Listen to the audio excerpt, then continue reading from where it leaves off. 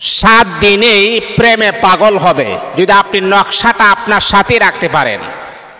অনেক সময় আছে না, মনে করেন প্রিয় মানুষ আপনার কাছ থেকে চলে গেছে আর আপনার কোনো খোঁজ খবর নেই না, আপনার 5 বছরের সম্পর্ক, আপনার 3 বছরের সম্পর্ক অথবা আপনার 1 বছরের সম্পর্ক, যেই মানুষটার সাথে আপনি একদিন কথা না বললে আপনার কাছে অস্থিরতা কাজ করে, ওই প্রিয় মানুষটা যদি আপনার কাছ থেকে চলে যায় তাহলে আপনার কেমন পরিমাণ কষ্ট হয়, কি পরিমাণ একটা ডিপ্রেশনের ভিতরে আপনি থাকেন।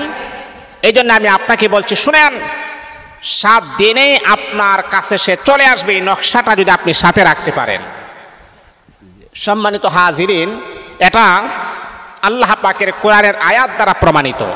আল্লাহ পাকের কোরআনের আয়াত এটার ভিতরে আছে। এটার আল্লাহ পাকের কোরআনের আয়াত হচ্ছে এমন এক পাওয়ার, যে পাওয়ার কখন মিস হয় না। জীবনে আপনি যা কিছু আপনি করেন না কেন, এটার ডকুমেন্ট আপনি দিতে পারবেন না, কিন্তু কোরআন হচ্ছে এমন একটা ডকুমেন্ট, কিয়ামত পর্যন্ত কোরআনের নিয়ম, কোরআনের নিজাম, কোরআনের নীতি আমাদেরকে অনুকরণ করতেই হবে।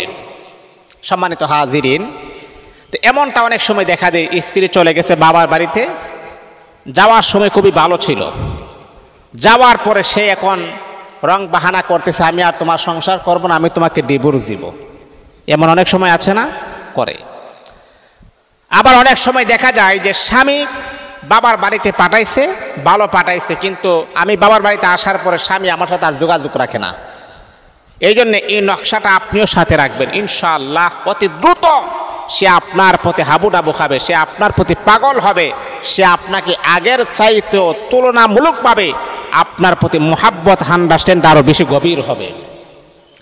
তাহলে এই নকশাটা আমি আপনাকে লিখে দিব, লিখে দেওয়ার পরে এটা আমি পাঠাবো আপনার মাধ্যমে, আপনার কাছে পাঠাবো, পাঠাইলে এটা ফটোকপি করে আপনি সাথে রাখবেন, ইনশাআল্লাহ অতি দ্রুত কাজ হয়ে যাবে।